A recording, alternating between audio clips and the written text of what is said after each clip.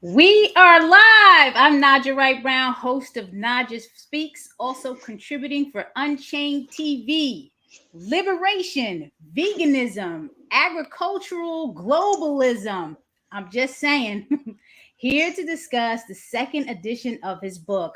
Welcome, Omo-Wah-LAY, Adewale, founder of Black VegFest. How are you doing this morning? Thank you, sis. I'm doing well. Doing well. Good to be on. How are Yeah, you? I'm glad to have you on. I'm planning my trip. Awesome. I can't wait to Nice. get out there. But we're talking about the book today. Hmm. And I have to say why this particular book. And let me just show everyone what we're talking about here. As I mentioned, it is what? An introduction to veganism and agricultural globalism. Talk to us. What's up? Well, it's perfect timing right now, and it's always a perfect time to really talk about food justice and food sovereignty, especially internationally, but also just locally for so many reasons, right? So internationally, what we had last year was an explosion of what was happening in India, where you had 300 million farmers and their neighbors, supporting their movement, and they were actually able to make change. And I talk about that in my book, and that's been largely left out of mainstream media. We really didn't cover too much, independent media, because it's like, well, that's them over there, and that's what they're doing. But that's connection, and we're talking about cotton, or if we just talking about what they're going through, is just really more of just an example of what's been happening all around the world. And the reason why the Westerners and white supremacy would love to have their teeth sinking in India, in India's landscape, uh, is because, well, look at the population. The population will surpass China's population next year. Right. You know, so you talking about over 2 billion people, in that region, right? So and this is something that we finding this out. We those of us who have not been doing research, you know, finding this out now, but they already had their hands in there. And so in the last 15 to 20 years, you saw just thousands of farmers, having their land taken away because it's a debt trap. And that's actually covered in Debt Trap 1974 book, the Debt Trap, where it talks about the IMF and how and the World Bank and all these supranational uh, you know entities basically work together to for the US and other white supremacy to basically put capitalism out there in such a way where it's imperialistic, where it dominates and it has a foot on your soil. That's what it means. Just basically, they having a foot on your soil. So it's colonizing, and the imperialist strategy is really to take over your food. People can control your food. What they can control you, Exactly. and your Exactly. resources. Right. So And yes, break that down, please, because this is the second edition. mhm. So, what's different from what you're talking about in the first edition? Why this second edition? What specifically are you touching on? Well, that's one. That just happened. Well, the first book was in 2015. So there was no uprising. You know, India had at that particular time. There is a lot of the world doesn't understand that seeds are under attack. People we know about GMOs, and we talk about it in from a health standpoint, like, oh, it can be unhealthy if we messing with these, but really it could do something worse than just give you poor health. It Right. really can knock you back generations. So say for instance, and they're trying to get so wherever you are in the world, right? So let's take Brazil for instance, and they pretty much do agriculture and focus on eucalyptus. So eucalyptus leaves, and and you talk about Mexico, they dominate, corn, for 7 millennia. That's where, corn, was first, produced. So GMOs, and you're talking about USDA is also part of that, as well. They also do GMOs themselves. And so when we talk about DuPont and these other big agri businesses, they want to dominate the crop that is most produced in your nation. Why do they want to do that? They want to do that based on control, but also they want to do that because they want that crop. That crop makes them money. But if they can actually politicize it, where they can be able to control your food, or eucalyptus leaves, also medicinal. If they can control that, then they can control your population. And it's as simple as that. No, why would they go ahead and go after your main crop, right? For money, for income. But why not focus on their own, where that is going to be tied to your GDP? So corn is obviously tied to, the gross domestic, product, of your particular nation, right? And so if they can lock that, that's more powerful. The seed is more powerful than weapons, than an arsenal. You got to understand that. How white supremacy is always thinking way back, and they had that much time to think about that. The whole entire time when we got free, here in the U.S., we never had a time to really just sit back and chill.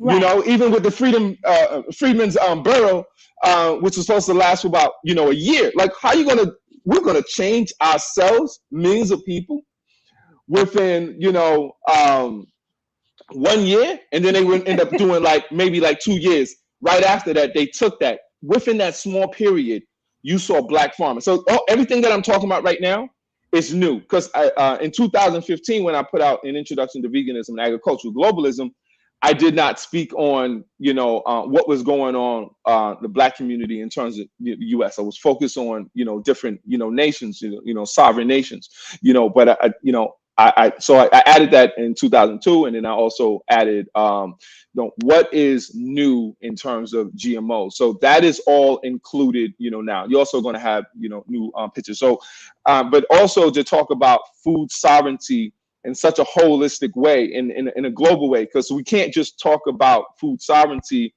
onto ourselves, just about black people. We are connected to other cultures. Talk about that, and once we talk about that, and you see how other countries, other nations around the world have their sovereignty taken away from their seeds, right? And this happens with anybody who is representing representing, or diplomats, that's the word I'm looking for, where you have diplomats go to a particular nation. So when the US has folks go to those nations, they bring their envoy, they're going there with their ideas. And understand this, people, everybody who's going to your nation is only pushing their business. You have to understand. Right. In order to have a foothold in a particular nation, I need to open up a business there. Right. And people might think that is something that is, well, what's wrong with that? That's a benign thing. It's not. It's not a benign thing if it is not something, if the way that it is structured. And US is not going to structure it where you benefit and they benefit equally. They're not doing that.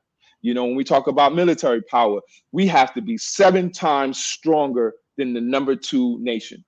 Okay, we have to have more weapons than everyone. We have to spend more money on weapons to protect, these interests. We have to have all these all these outposts around all these particular nations. And if anybody else starts getting weapons, we're like, why are you getting weapons? And we start acting like we're so, self-righteous. It's fake. Right. It's very fake. So that's what I'm talking about. Right. So what does veganism have to do with this? So let's answer the question, who are you and why do you do what you do? Which one? Veganism, or you want to talk about me? It's going to lead into veganism at some point. So me, I focus on liberation for Black people.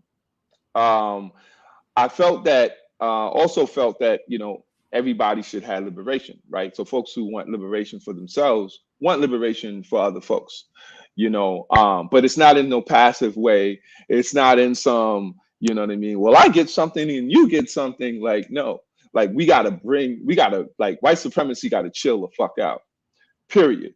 You know what I'm saying? And so, and in the way that veganism moves a lot of times, why we thought we feel like veganism was, you know, was so white, like they're not practicing veganism, you know, for, you know, a millennia or more in India or any part of Southeast Asia, parts of you know, Africa, you know, where poor and indigenous folks who are around the world, it might be tough for them to go ahead and even consume animals. But what was the easiest thing is to have crops.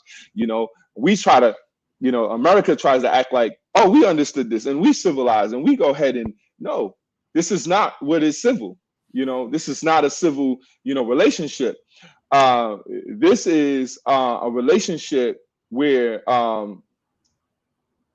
you really just suck the resources dry of other nations to build yourself. And if we understood that, then we'd understand how to actually address that in the best way possible. But white folks can be a key to stopping themselves. But first, they got to hear the information. First, they have to become allies, and they got to do the work consistently. No, we don't want to hear about that 6 months you're doing. We don't want to hear about that 1 year you did that one work. They be talking about like, oh, I was in there back then. We talking about Bernie Sanders, like back in the 60s. Like, that's how far you got to go back? Man, I could go back just yesterday. I was doing the work. You know what I'm saying? I'm doing the work last minute. They got to go back so many decades just to show, and it's performative, you know, in that. And it's, you come back into society. You come back into civilization. I know folks feel like, whoa, this is crazy. You know, I didn't know, you know, like, look how your food, you don't have any sovereignty over your food. Black people, you don't have any sovereignty over your food. Show me how you have sovereignty over your food. You got 13%, you know, say you're 13% of the nation, right? That's what the census has been saying for a very long time.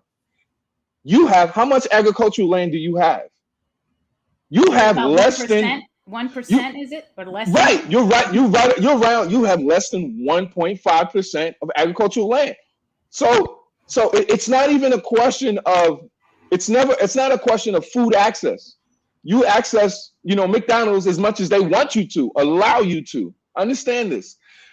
So it's not about having food access. So say, for instance, you know, some missionaries come down, you know, to some country, you know, and in Malawi, and they want to give them some food or whatever the case may be. Well, they can stop that anytime they want to. As soon as they're like, nah, I don't like that. As soon as we don't accept their, you know, their missionaries and their religion, they're like, we cutting that off. And it was trash food anyway. So this just, you know, so it's not quality. So, but food sovereignty says that you control your own destiny.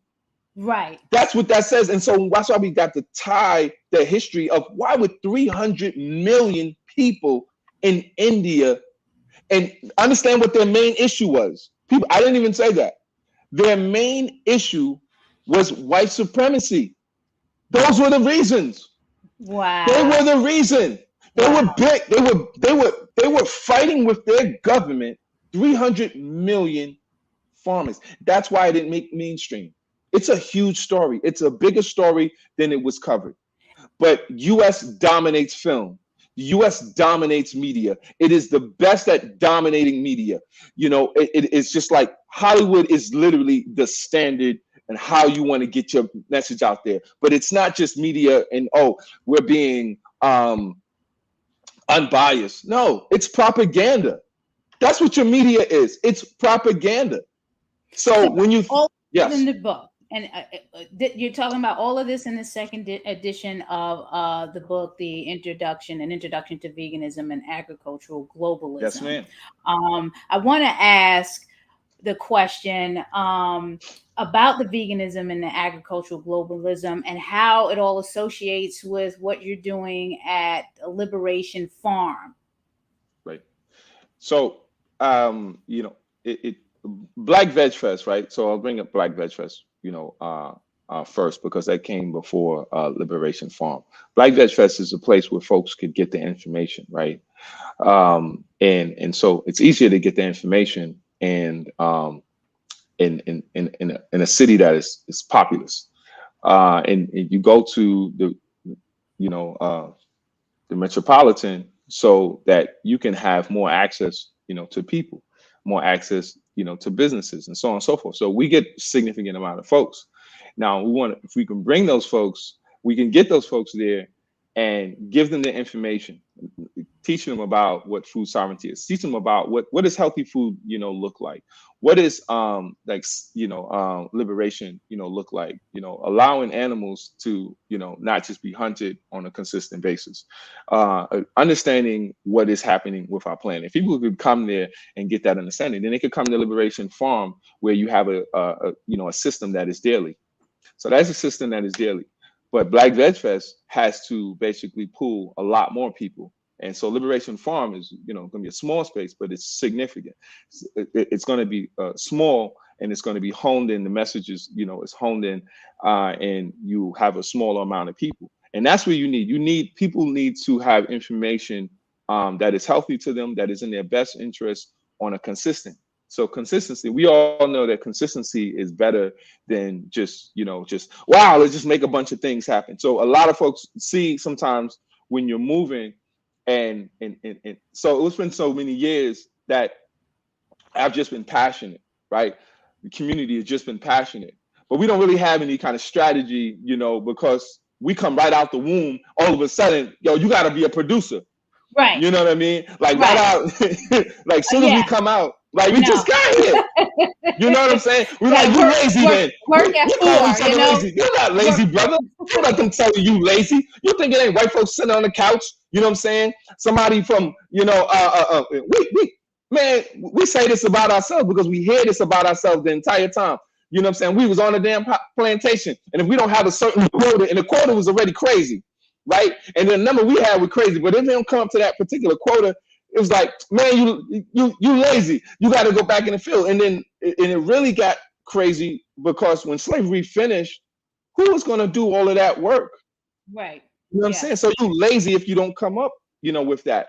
So we have to teach ourselves. And Liberation Farm, we don't have enough time. The 8 hours, 12 to 8, you know, Black VegFest. We will not have enough time. But if you come to Liberation Farm now, we can go ahead and go over that and have healing. And that's why we don't need to have everybody there. We don't have to have nosy people there. Because you're not there to benefit from the information, you know. But the organizers are so incredible. And I get this information from organizers. I get this education from organizers. I get this education from folks who came before me. This is not stuff that I'm making up myself. And when we talk about, you know, Fannie Lou Hamer's, you know, Harriet Tubman's, you know, Shirley Chisholm's, you know, Malcolm X, Marcus Garvey, understand that they were doing this work that they wanted you to replicate. Right. They weren't doing this for you to go and open your salon, even though you might have a dope salon. It wasn't for you to go make sneakers. You know what I'm saying? Like, they wanted you to make the sneakers, but they wanted you to have liberation on your mind. Otherwise, why speak their name? Why bring them up? You know, the most significant thing we could do is replicate that. And the work that, you know, it's a lot of folks that are still, you know, consciously doing that work, you know, right now. So we need to have our community, you know, involved in this healing process. So that's what Liberation Farm is. It's a space for Black folks to heal, for Black folks to rest. And then we have activities for you as well. We want you to have fun. We want you to learn how to hike. We want you to learn how to, you know, utilize a weapon. We want you to learn how to, you know what I'm saying, train and build. We want you to learn how to take critique. People don't know how to take critique. When you hear, as soon as they hear critique, they're like, but you was going to school the whole time they was critiquing you. You're so right. And that's a big thing that we need to work on, being able to accept constructive criticism and not take everything personally. Where is Liberation Farm, for those that don't know? Liberation Farm is in New York, is in Sullivan County. It is in the town of, actually it's in the town of Callicoon Center, but we use Jeffersonville because the way it's, you know, confusing for folks, because just because a zip code is a zip code, right, it doesn't mean, you know, that it intersects exactly with the county, or or that it intersects with the particular town. So we put Jeffersonville all the time. And Calhoun Center is very tiny and and small. And yeah. So it's Jeffersonville. So if you look at, we say Jeffersonville, New York, although we are not in there in terms of, we wouldn't go there for their core to their municipality issues. And then you have Black VegFest coming up. So that's the stepping stone to get people familiar with a lot of things, the veganism, Right. The liberation, and then, working Correct. them towards getting to the farm. So Black VegFest is Saturday, August 13th, 12 to 8 at Commodore Barry Park. You can register at blackvegfest.org. I will be out there on a panel, speaking on a panel. So I'm looking forward to it because I've been attending since you started. It's an amazing fest. And as long as my schedule is open, I will keep going out there. I love New York. I'm from New York. My family is still in New York. So I will be out there. So I can't wait. Looking forward to it. It's always good to have you too. Yeah. It's amazing. It's the first time that you're going to be there, speaking. Exactly. Because I did a little 2 minutes, shout out the last time. Right. What are some of the challenges that you're facing? I mean, is the book out? Let's look at the book. The book is already out, right? The book is actually So the way it works, and I want people to know that I first had this book on, it was first self-published, and it was going through like CreateSpace, which is owned by Amazon. Now. And so now the book is on Lantern Publishing and Media. And so things are different. You can't really get in certain spaces with a self-published book, but when you have it published and it has, and even if it has a barcode, doesn't matter, and they have a barcode. But when you have it published out there, it's a different system. So just automatically, Barnes and Nobles, can get the book. You go anywhere out there. So people be asking, like, where can I get the book? How can you get the book? Stop. All you got to do is ask for the book wherever you are. That's how easy it is. And so, like, writers, like authors, and I understand people don't get this and don't understand that, because they'll be asking that forever. You know what I'm saying? I'm gonna have like 1,000 people, asking me, like, how can I get the book? And then I just, and the publisher knows that too. So they just like, tell them where books are sold. Anywhere where books are sold is how you can get the book. And so they'll just automatically grab it. Like Amazon is one that'll automatically grab this. And make sure you get the second edition. Okay, I'm putting that in the comments. I'm just making sure. So an introduction to veganism and agricultural globalism, second edition, where books are sold. I'm just telling people, so no link or anything. You just want me to keep it like that in the comments. I just want people to know where to get it. Right. Awesome. So that's what I updated. For everyone. I see someone from what is it? Bangkok. Oh wow! Someone greetings from Bangkok. Ken, thank you for tuning in. We appreciate you. If you have any questions, please put them in the comments so we can address them. Are there any challenges that you're facing right now with or have been facing with this book, with your organization, all the work that you're doing, and how you're overcoming them?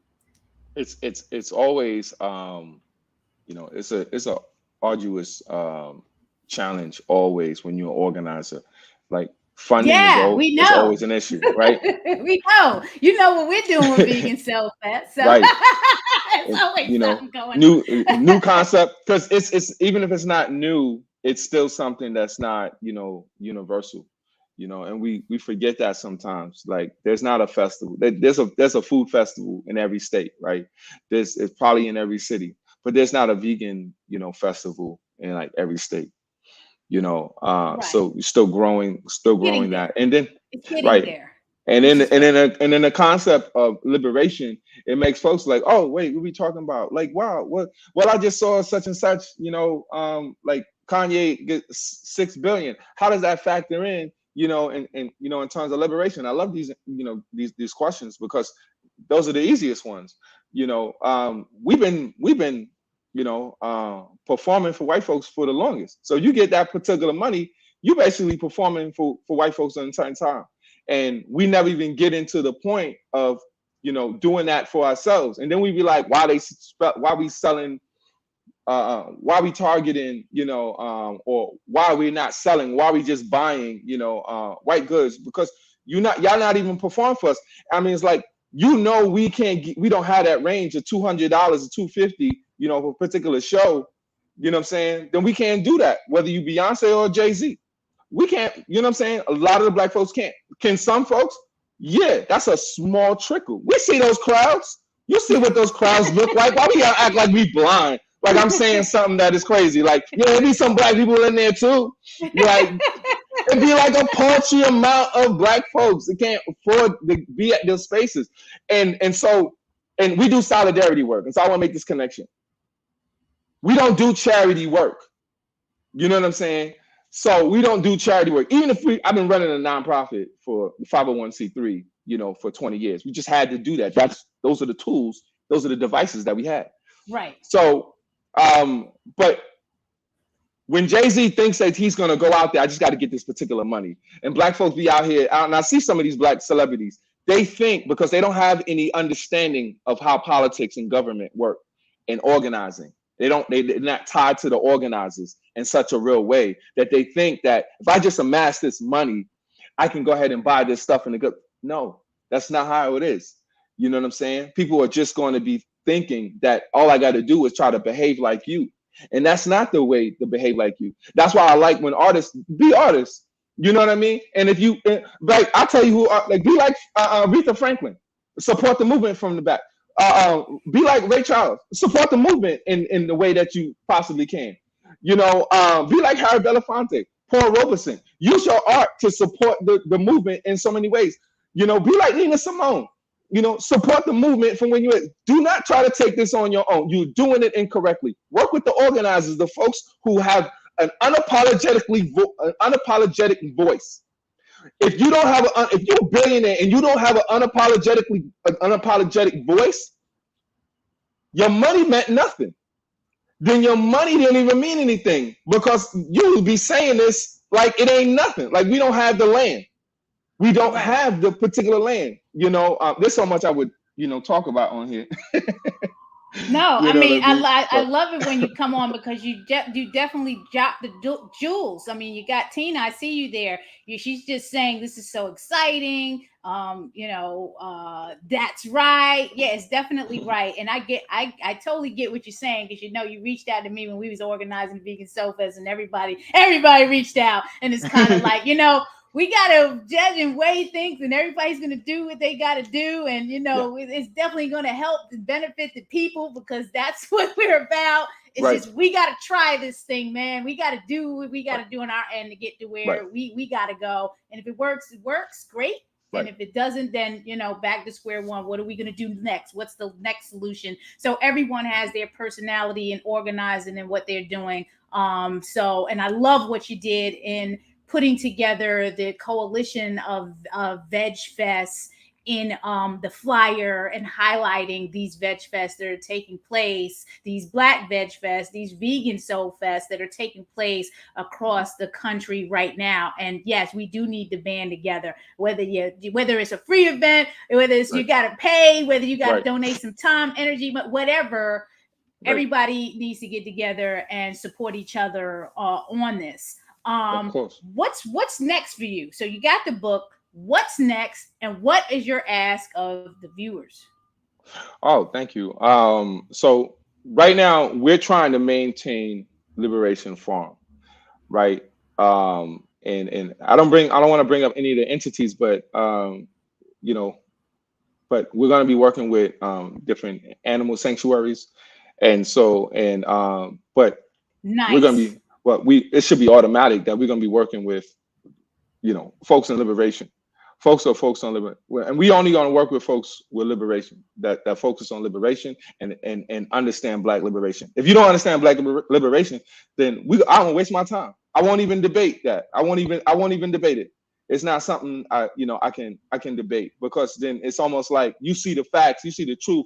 I can give you everything, and that's sometimes our community, we end up arguing the point. Don't do that. you waste your time. You know, don't, you know what I'm saying? You don't waste your time. Even on some of the, you know, white liberal, you know, stuff, you know, CBS had contacted us, you know, in terms of, but as soon as we start talking about what liberation looked like, you know what I mean? I don't know. I guess they, you know what I'm saying? They question themselves. I remember, you know, NBC had communicated, you know, with me on, you know, other issues. And as soon as I communicate, you know, with them, this is like 2 years ago, then they're like, well, yeah, we're not going to be able to run that segment. Y'all wasting my time. You know what I'm saying? Right. But it's no different than some of these other, these white vegan groups. You know what I'm saying? Like Peter is one of them. You know, how they gonna miss Black VegFest when they were talking about in 2020? Well, you know you trash when you do that. You know what I'm saying? Because we doing the work. We brought intersectionality, and we know we've been talking about them from the beginning in the Black community, because everything is, they think they're doing veganism. You are doing something very, very white, because when you go to Black folks, say for instance, you come into a Black community, you know, and I want white folks to really pay attention to this, you know, and just really pay attention to this. When you come into our community, start talking about, you know, veganism, you do not come with the care. Like if you were talking to a trans person, you would come to the kid like, you know, you talking to a trans person, right? Right. You would utilize pronouns and anything to make sure that they feel comfortable. Why are we trying to make them comfortable? You're sitting on the resources. So when they come into our community, start talking about veganism, you know, instead of just giving us the resources, you know, and just finding out they know who the organizers are. They know we got a big voice, you know, we're talking, you know, we're doing the work, you know. So it's not like they don't see us. And that's what I sent to folks in 2018. You remember y'all was on there as supporters when I put all the vegan groups who were endorsing Black VegFest, and yes. I was being honest with everybody, and I had to be especially honest with the white vegan groups. The reason why veganism doesn't get to other communities is because, well, it's your marketing, it's how you organize. Because soon as we start, I know soon as for y'all too, you got Black people coming to you automatic. You know what I'm saying? They feel more comfortable. They, right. You know, and automatically, as they should, you know, start growing. We should feel comfortable coming to. Sometimes we don't, though. Right, but let me say, sometimes we don't. Correct. Sometimes we don't. We get to those folks. We will get to our people for definite. But to come into our community and ignore that there's contradictions in terms of food. Just in terms of contradictions in food, you know, our neighborhoods are not set up. You know, our neighborhoods are not set up the way your neighborhoods are. Right. And then you'll be like, I always say that when I go to one area to the other area and it's like different, you know, the differences. I always say demographics. We talk about generational wealth like it's just something that's out there. No, it's a real thing. Like, where does your wealth come from? Where does your access come from? I'll give you some statistics, and I'll make sure they're recent ones. If we talk about last year, the USDA denied 42% of the Black applicants, Black farmers. They only denied 9% of the white. We're talking about systemic racism. Why? Because at the end of the day, these are local people who are making this decision. It's not like people think like the president is doing this. You know what I'm saying? If he was benign and for us, which that's a different, I'm not going into that right now. You know, another stat, when we talk about housing, remember, like there was a huge housing build up during COVID, right? 2019, 2020, and particularly 2020, right? Do you know we got denied 80% more than whites for home loans? That same mentality of whatever. It's not mentality, it's a system. Or the system. Okay. That's right. Yeah. The system is set up in it, you know, and it's interesting because I'm gonna give you, and I have to talk about this because I've been talking about it all week. You know, in the process of event planning and organizing, you know, you need some media, you need to be talking to people to push the message out. And I was in a meeting and somebody called me and the team, you know, girls. Yeah, Omowale. Right. I Right. almost dropped the meeting. You know what I'm saying? Like I was Right. just, my husband was sleeping. Let me tell you, he was Right. sleeping and woke up when he heard that. All right, Greg. Calling, So Right. of course we go. That's not a back. small thing too. It's big. It's I want to big, say that as a man. That's not a small thing. Please I just want. That's what I want to say. I want you to finish. But that is not a small thing. We will look at people will say that. Oh, that's nothing. You got to just get over it. That's your privilege. Let me tell you what I did. We went back to the presentation. It was just me and not the rest of the team. It was a couple of people in there, not the person that said the girl. I let them do the presentation, and I said, all this is great, but let me tell you about what happened. And just let them have it. And we need our respect.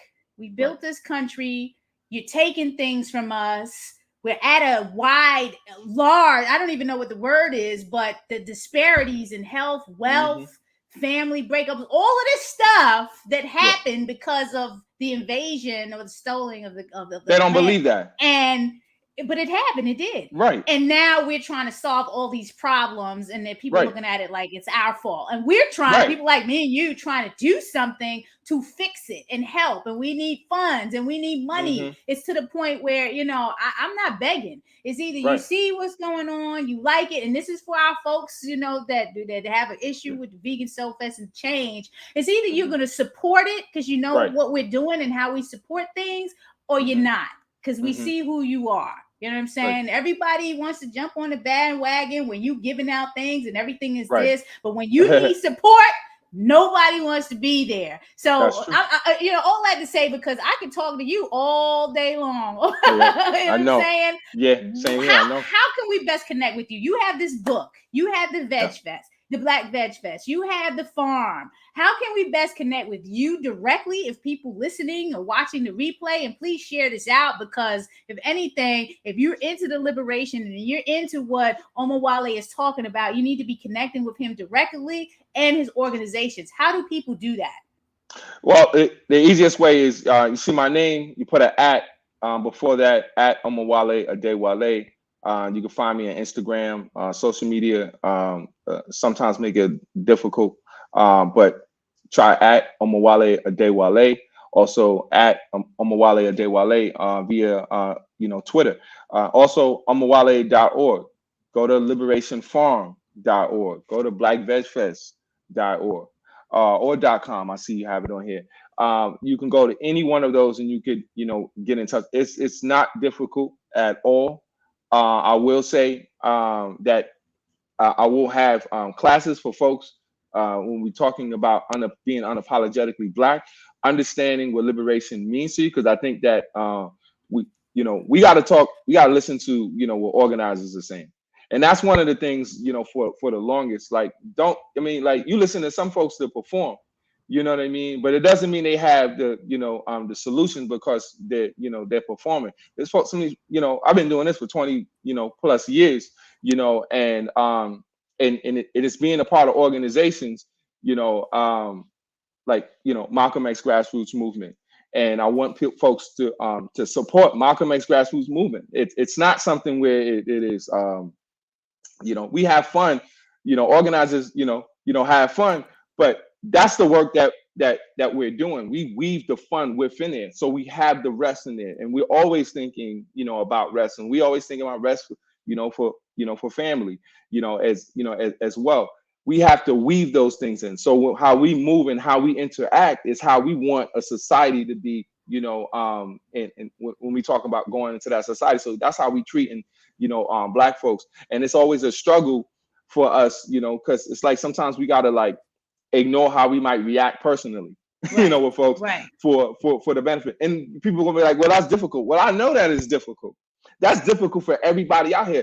We're forced to do that heavy lift all the time. When we do civil rights, people don't understand, like, civil rights wasn't just for Black people. Even people who had even left-handed people, get resources based on affirmative action. People don't even know this. Nothing that we've ever got was ever specific and just for Black people. Nothing. Zero. You will not be able to, and you can't think of anything. Voting rights, that's helped everyone You understand that help women as well in general. Folks who are affirmative action, white women are getting, a lot of support. So when I hear them say that, I'm like, I won't even debate them. I already know they're coming from a particular, ethos. I won't even debate it. I don't have time for that. I have time for my folks. I will struggle with you to get you to understand this. I will struggle with y'all to make sure that you understand exactly that we've not had anything. We be acting like, we got everything ourselves. We built that. I want to make this mention because I see some. I have a lot of fighter friends, right, who are professionals, Yes. and they do great, and they do great, and they making some money, right? And they'll go ahead and they'll post, right? And we're talking about, Facebook, you know what I mean? I don't know them like that. I don't think they're giving me money, you know what I mean? But they be so happy when they get this money. I'm like, so you think this money is free? As soon as you break your leg, you ain't getting all this money. You done. It's the same thing as the NFL, NBA. I don't know why y'all be doing backflips when y'all get money. Like y'all ain't responsible for it. It's a business, man. Chill out. Exactly. You know what? I gotta do this plug for Black Veg Society. Black Veg Society is meeting people where they are on their holistic health, vegan, and plant-based journey. Yeah. Naijha Speaks is a platform that is supported by funding through Black Veg Society. So please support blackvegsociety.org. When we weren't organizing Vegan Soul Fest during the pandemic, I was doing what I could with my little pennies and supporting organizations like Omo-Wah-Lay's Black VegFest, the Liberation Farm, and other fests. And this is what we do. We meet people where they are, individually, on the business level, or organization level. So please share this out. Show your support. Go to the Black Veg Fest in Brooklyn. My New York is out there. You know what's interesting? Someone called me about Vegan Soul Fest. They won tickets, free tickets to go. They only wanted one ticket for one day. And I told them, you know what? I'm going to be in New York because they're from Brooklyn. I'm going to be in New York for the Black Veg Fest. They was like, I didn't even know that was a thing. I said, well, you need to go. So they're going to be going to Black Veg Fest. So, and that's what we need to do. We need to be spreading the word about all these fabulous festivals that are taking place in the month of August. So get the Black book. August. In Black August, exactly. Get the book, An Introduction to Veganism and Agricultural Globalism, wherever books are sold. And make sure that you go to the Black Veg Fest in Brooklyn. If you're in Maryland, you can shoot up there. If you're in Jersey, Delaware, surrounding areas, Pennsylvania, go to Commodore Barry Park, August 13th, 12 to 8. You can register at blackvegfest.org. They are spreading the love. This is number one, Black Veg Fest. I love it. Is there anything else that you want to share before we leave? I do. My partner and I, Nadia Muyib, we're going through, a heavy fight at Liberation Farm and we have, let me tell you something. Like Black and Indigenous women be holding me up. Women in general, you know what I'm saying, be moving a lot of things. But behind the scenes, always supportive. Like Naijha said, Naijha was always supportive of Black Veg Fest from the beginning. There's no competition. That like what? We work better, together. So we getting a lot of support. However, at the same time, we got a GoFundMe for Liberation Farm right now. We trying to, and as we're growing even behind, we just want folks to go to that GoFundMe. If you believe the work that I do, and that Liberation Farm is doing, and Black Veg Fest, is doing, support that work. That's what organizers need. Often, organizers have to, we gotta go ahead and and do whatever art. You know what I mean? We end up doing this and that, but still moving, the movement, and still organizing, and still creating liberation, spaces for folks, and not having, like this pot of money. We just do the work. We just do the work.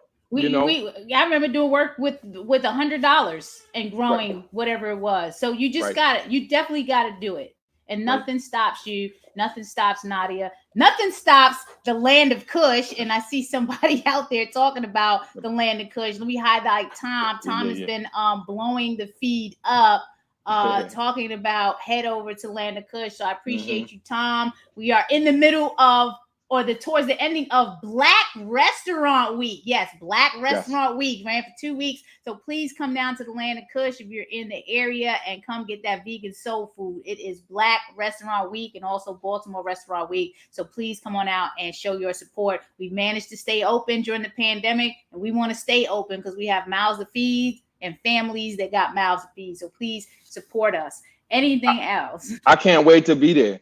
I just can't wait. I can't wait to get back there. Yo, listen. I'm telling you, I'm emailing you this week with them tickets. You know, listen. Yeah, I love it. I love what you do. You know, I support you always. You know, anything that you're doing, sis. Appreciate you. I love y'all. Stay blessed until we meet again. Everyone, here's the book. Please get it. Support Omo-Wah-LAY and his wife. LiberationFarm.org. BlackVegFest.org. And Omowale, Adewale.com, right? You got that right? Omowale.org. Omowale, but just the first name. You know what I'm That's saying? all good. .org. Omowale.org. I'm going to put that in the comments. I will correct all the errors in the comments. Don't worry about it. We got you. Thank you so much. I appreciate you. I can't wait to see you in August. And for everyone else, please share out whatever you do, wherever you decide to go. Please be well, be safe, and eat healthy. Go vegan. Have a good one. There you go.